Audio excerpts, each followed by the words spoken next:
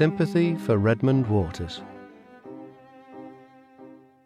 Redmond Waters stood at the top of the stairs, wearing a tailored black Tom Ford suit, a crisp white Tom Ford shirt with a pair of Jacob & Co. emerald-cut canary diamond cufflinks, a Louis Monet Materis watch, a red Stefano Ricci formal crystal tie, and a pair of black Louis Vuitton Saint-Germain loafers.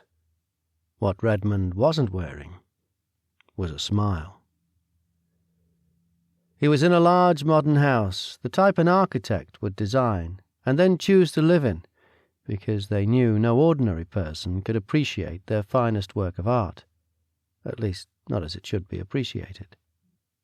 The paintings on the walls and the sculptures on display were crafted by masters throughout history. Even the mirror that hung on the wall was in a frame that could be displayed on its own, and their price tags were not meant to be fathomed by mortal man. And all eyes from the crowd downstairs were on Redmond, except for the man who was sitting at the big white baby grand piano, since he was blindfolded. "Well, I regret to inform all of you." "Well," said Redmond. "Let's get on with it, Redmond. We haven't got all day. We want to know, damn it," said Antonio Hombre Rico III. He was a man in the lofty crowd of people who was waiting downstairs, who were all dressed as if they were attending the funeral of a king. When he was younger, Antonio had clawed his way out of the barrio, doing whatever he had to do, and saw no reason why any able-bodied person he came into contact with couldn't do the same. He had a well-kept handlebar moustache, which he pulled off well, and kept his full head of silver hair slicked back at all times. Antonio was well liked, with every man wanting to be him and every woman wanting to be with him, even if they already had been. At least this is the way it was according to Antonio. But more important than any of that, he was well respected, and despite their relationship not being what it once was, Redmond respected him too. Redmond looked uncomfortable, but went on to say, She's dead." Yes, Redmond, now enough of all this. We haven't the time for it. We want to know," said a different voice from the crowd that was not the same one as before. This time it was Charles Reginald Charles, who came to terms a long time ago with how screwy his name sounds and, because of this, preferred to be referred to as Sir Charles Reginald Charles, even though he had never been knighted and spent most of his life living in Connecticut. Sir Charles Reginald Charles had been rich all his life, possibly even earlier, and believed in the predestination of every human being. His father, Calvin Jonathan Calvin, came to the United States in 1945 to start a new life in America, which wasn't too difficult, as his pockets were overflowing with money made from war profiteering. Calvin Jonathan Calvin made his home in New Canaan, Connecticut, and decided to change his family name to Charles so he could better embrace his new American life and do his best to avoid his old Swiss one. "The sound? I'm sure you heard the sound. I'm sure you all heard the sound. That was a gun firing, as a matter of fact. And that was her, firing a gun into her mouth, and the bullet exiting through the back of her skull. The porcelain bathroom is now painted with an abstract red. Like I said, ladies and gentlemen, she is dead," declared Redmond. "Oh, I did wonder about the noise," said yet another random voice in the crowd with a straight face. This was Mia Reichfrau, who owned more jewelry than any other woman alive, but chose to never wear it, as she felt those who feel the need to display their bijouterie do themselves a disservice. Mia became wealthy through marriage, and the reason she got married was to become wealthy. She grew up in a small German town where her father owned a mechanic shop that started with 2 of Mia's older brothers. In total, she had 6 siblings, 5 brothers and 1 sister. And all the siblings put in time working at the mechanic shop. Sometimes they even got paid. The boys of the family, with true entrepreneurial spirits, would bring their friends over to their house and charge a reasonable price for the opportunity to look through the bathroom window while one of the sisters took a bath. When Mia found out that this was happening, instead of getting mad and telling her sister and her parents, she instead demanded and received 65% of the profits and allowed the peep show to carry on. That was the day Mia realized she wanted to be rich. And it was also the day she realized how much it bothered her to give up the other 35%. "Yes, I wondered as well," said Charles Reginald Charles. "So, Redmond," said Antonio Hombre Rico III, "what is it you propose we do next, Any ideas in that head of yours?" With these encouraging words of attack spoken by Antonio, Lady Sun Mi Lee chimed in. "Yes, Redmond. I travelled all this way, you know. The jet ranger took a full 5 minutes to get here. I counted. Not to mention I had to leave my poor little lion dog Zuni at home all alone, with not a soul there to keep her company, other than the help. I'd hate to think I went through all of that for nothing." Lady Sun Mi Lee was not Korean, as her name led people to believe, and with one look at her, it was obvious, since she had red curly hair and green eyes. Lady Sun Mi Lee started out in life as an orphan who never knew her biological parents, and at no point in her life cared to find out who they were or anything about them. One day, the wealthy Mr. Lee, who was chairman and CEO of the Meander Video Game Company in Seattle, which he founded, had given a large donation to the orphanage Lady Sun Mi lived in. He was in the children's game room, for press coverage purposes, when he noticed an odd little girl playing chess by herself. Mr. Lee loved chess, and asked the little girl if he could play a game with her. Mr. Lee had grown up poor, and paid his way through college by winning chess tournaments, and he was known to never pass up the opportunity for a quick match when one presented itself. The little girl agreed to play Mr. Lee on one condition. If she were to win the match, he would have to adopt her. Mr. Lee thought about this proposition for a long moment, as he had a daughter once before, and didn't have a desire for a new one. However, it wouldn't have looked good to the gathering press if he were to decline, and he figured there would be no way he could lose. Mr. Lee had beaten Bobby Fischer once in a private game. The match began, and Mr. Lee was nice enough to let the little girl be white.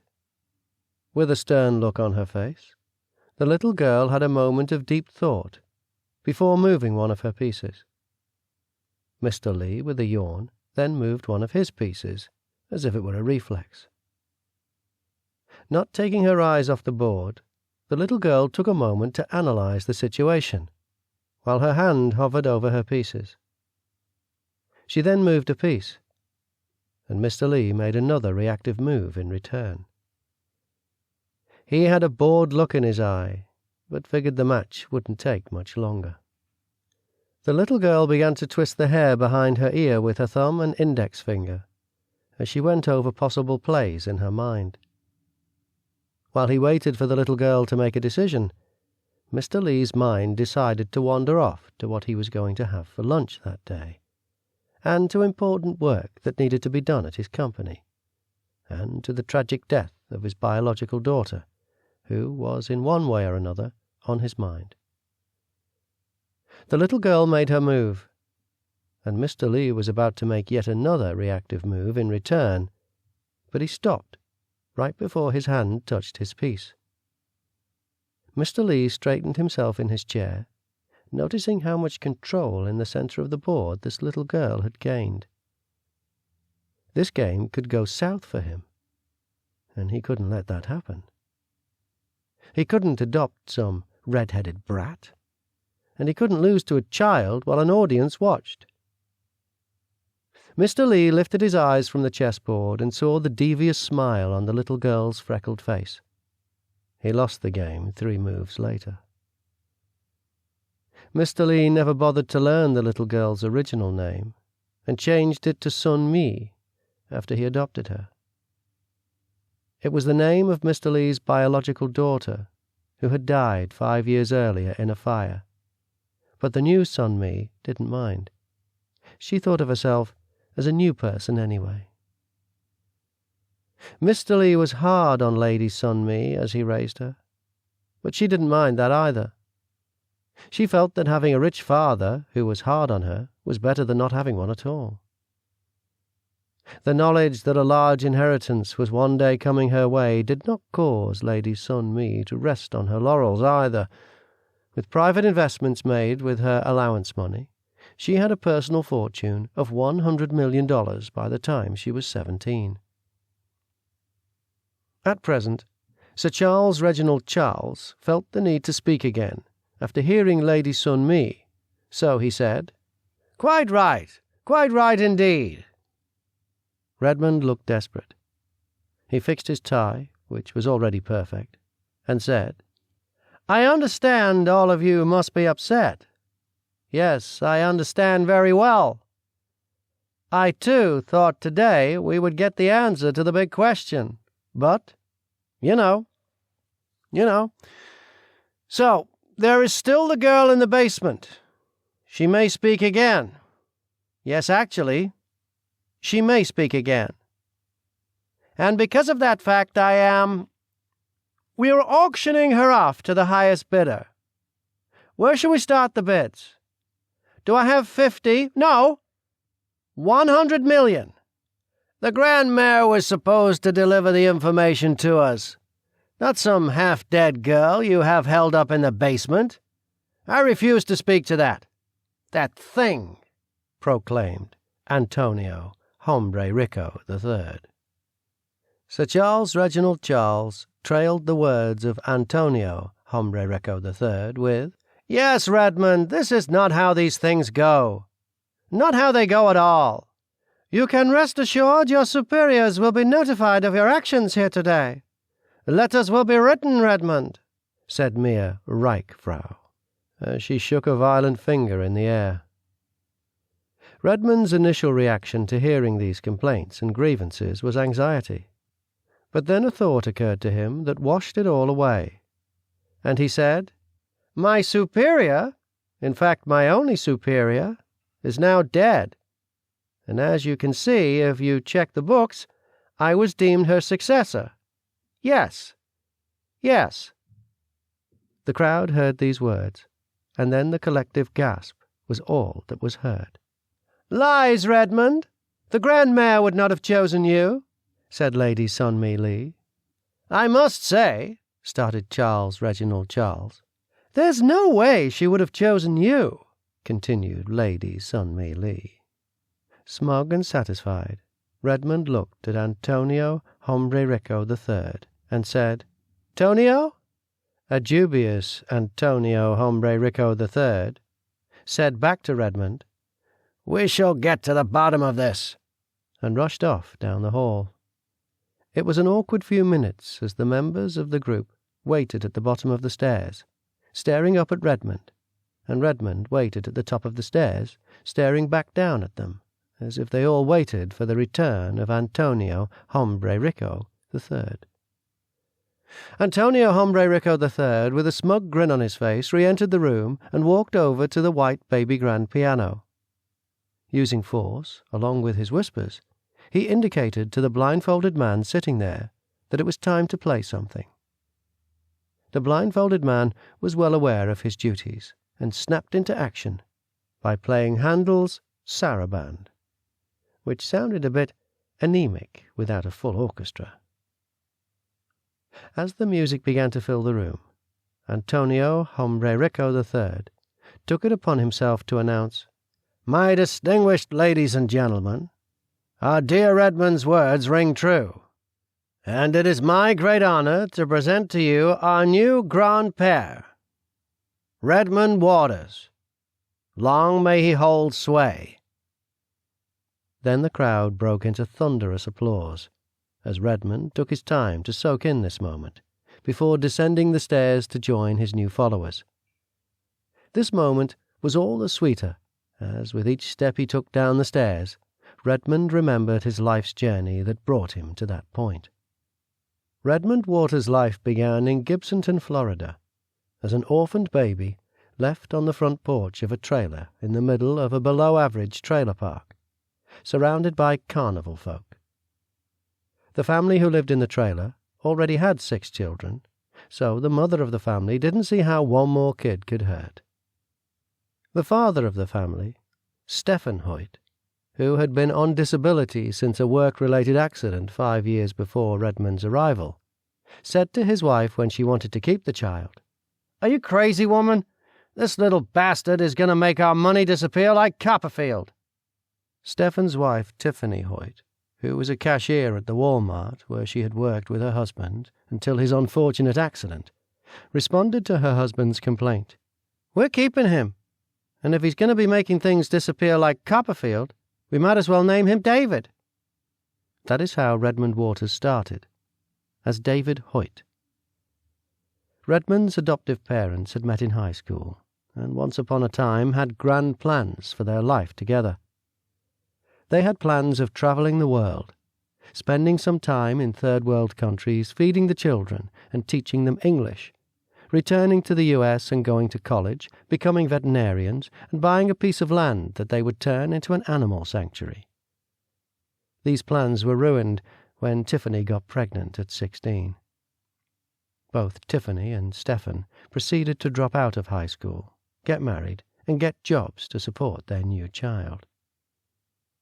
Times were hard for the Hoyt family, and sex, being the great stress reliever that it is, resulted in more Hoyt children coming about. Tiffany and Stephen were still kids themselves, and were not prepared to take on the responsibility of taking care of children of their own. They did the best they could, but their children grew out of control and picked up bad habits anywhere bad habits could be found.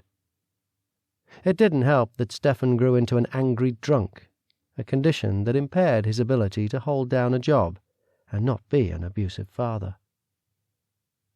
The happiest day of Stephen's marriage was when he was able to cause a work accident that allowed him to collect disability checks. The work accident of Stephen Hoyt was also beneficial to his family, as they would no longer need to weigh the moral scale of losing money on a babysitter or leaving the children at home unattended. But Stephen didn't pay much attention to his kids anyway. As a boy, Redmond was bright and had a fierce imagination, not much different from many boys who grow up to become men worth telling stories about. It was natural that his adoptive siblings despised him, and took every opportunity they could find to express it. Redmond's sister, Brittany, would steal from Redmond every chance she got, and she would spread lies around their school that he was gay. Redmond's sister Devin would make him eat worms and insects. Redmond's brother Todd would always want to fight Redmond, and he beat Redmond unconscious more than a few times. Whenever Redmond's brother Jason had the runs, Jason also felt it was time to give Redmond a swirly. Redmond's brother Gilbert would ejaculate into Redmond's cornflakes without him knowing, and asked him how it tasted after he was done watching Redmond eat it. Redmond did have one brother, Peter, that treated him well. Peter would stick up for Redmond to the other siblings when he could. He would save up money and take Redmond to the movies and out for ice cream. He would try and help Redmond with homework, even though he didn't understand it himself. He spent time with Redmond, and he was patient with Redmond and kind. One day at school, Peter was caught fighting, cigarette smoking, and in possession of pot at 3 separate times. This, along with his already long list of bad student behavior, got Peter expelled from school. Mom and Dad are going to be pissed. Fuck 'em. What do they do for us anyway, huh? You remember what Dad said if you got into any more trouble. What if they kick you out? I'll probably be better off. Fuck it. I'll save them the trouble. You gonna leave?